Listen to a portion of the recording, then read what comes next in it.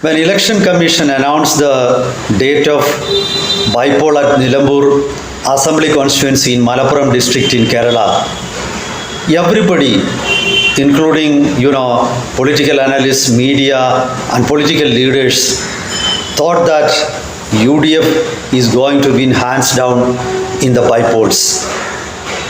But all of a sudden, the situation seems to have changed. As the date of election was announced and the candidate lineup became clear, now everybody thinks that the elections will be fought down to the wire and this is going to be a cliffhanger. Why all of a sudden this change? There are some people who think that some of the outrageous statements made by a leader of opposition, Mr. V. Satheeshan, has changed the political situation. Then there are other factors, possible factors also. What could be the reason for this change? Anyway, now it seems that everybody thinks that the fight is very serious. Congress is not going to win hands down.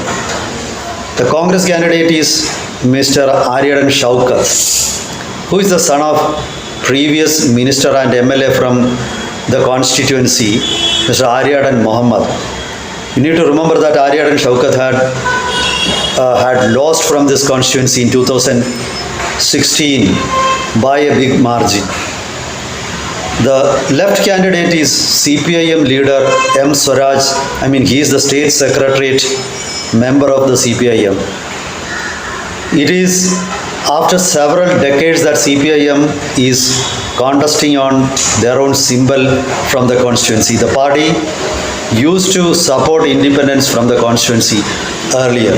That itself proves that party doesn't have any major influence in the constituency, or it was perceived to be so. But all of a sudden the CPM sounds very confident.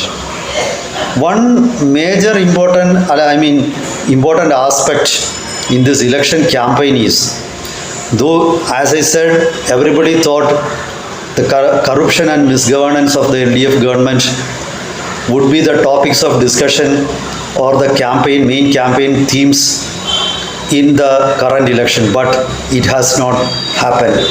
Now the public discourse or the narratives are about the fight between Mr. P V Anwar and UDF. P V Anwar wanted to become a UDF member. UDF has put several riders before him. So this has become the hot topic. This is a sad situation for the Congress. I would say the Congress itself is to be blamed for this situation.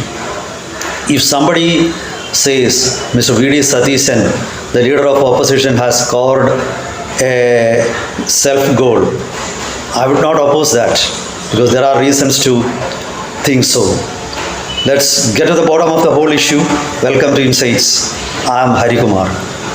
Let's start with the candidate lineup, then the previous history of elections in the constituency and the vote statistics, and about the winners in the past. As I said, the CPIM had won from this constituency only once. I think that was in 1967 when Kunyali was the MLA from this constituency. He was shot dead allegedly by congressmen. Thereafter, the constituency slowly became a stronghold of the Congress. In 1977, Mr. Ariyadan Muhammad won. 1980 also he won. Then he started winning from the constituency consistently from 1987. I think 87 or 86, I think he won consecutively 6 times, back-to-back 6 victories, till 2011 when he died, when he passed away. So that was the situation. In 2016, his son Ariyadan Shaukat, who is a very well-known filmmaker, who is appreciated as a progressive person from Muslim community, he was nominated as UDF candidate or Congress candidate, but he was defeated by, the recently resigned MLA, Mr. P V Anwar, by over 12,000 votes in 2016. I don't have anything against Mr. Aryadan Shaukat, who is known for his secular credentials. But at the same time, it's also true that this man lacks enough influence in this constituency. You cannot compare him with his father. His dad had immense political, acumen, political gauchery. I am not saying that he was an immaculate politician or he was very honest. I don't comment on those aspects. But he had, astute practical knowledge, wisdom. He was street smart and he got street credentials. That was the type of personality. So he could, defeat anybody. He had that political wisdom and support. If you look at the voter base of the constituency, though this is situated in Malappuram district, unlike some other constituencies, the Nilambur constituency doesn't have an overwhelming majority of Muslims, though it's true, it has got Muslim majority. I think the constituency has got around, nearly 40% Hindus, 38 or 40% Hindus, around 12%, 10%, 10 or 12% Christians are there. The rest are Muslims. So this is the demographic constitution of Nilambur Assembly constituency. Then, why I say the election has now become, a cliffhanger? This is because Mr. P V Anwar himself has got, considerable influence in this constituency. But I doubt if he stands in the elections, he is going to win the polls, because I don't think he has got enough votes to win alone, but I think he has got enough votes to influence the outcome of the polls. So there lies the significance of Mr. P V Anwar. So since he has declared that he is not going to join the UDF today morning, I think it is going to be very difficult for Aryadan Shaukat to win the polls. Mr. P V Anwar doesn't like Aryadan Shaukat. I think there is a personal grudge against Aryadan Shaukat. So this is also one of the negative factors which will affect Aryadan Shaukat. The Congress had another option, the DCC president, Mr. Joy, and I think P V Anwar would have supported him wholeheartedly. But unfortunately, Congress has not nominated him as a candidate, because I think Congress had doubt that if Mr. Aryadan Shaukat is not made candidate, he will leave the party. So this is the situation. So Congress candidate may not get the support of P V Anwar. This is, I think, a truth. And nowadays Mr. P V Anwar is not criticizing the left party. So this, you need to note that he resigned as MLA, raising a revolt against the government. He raised very serious corruption charges against Kerala police, and you need to remember that Home Department is directly under Mr. Pinarayi Vijayan. Because of the corruption charges raised by Mr. P V Anwar, a district superintendent of police, Mr. Sujit Das, was suspended. Then a top police officer, a very senior police officer, Mr. Ajit Kumar, who holds the rank of Director General of Police, he had to be removed from his post. But Mr. Anwar himself has forgotten all those issues raised by him. Now the public discourse or the debate is around Anwar versus UDF. Whether there are differences of opinion in the Congress, whether Mr. Satheeshan is showing dictatorial tendencies, whether he alone is responsible for, preventing entry of Mr. P V Anwar into the United Democratic Front. These issues are now being discussed. So the public attention has been diverted, deflected from the corruption of the state government, the misgovernance, the cronyism, everything. Is not that a blessing for Pinarayi Vijayan? Absolutely, I think. Now it is simply a political fight, and that was why I think CPM showed the gall to nominate Mr. M. Swaraj as their candidate. They were always reluctant to put up their candidate in the constituency. They went for independence, but this time they went for their own candidate. Now, I'm not saying that, left candidate is going to win hands down. I won't say like that.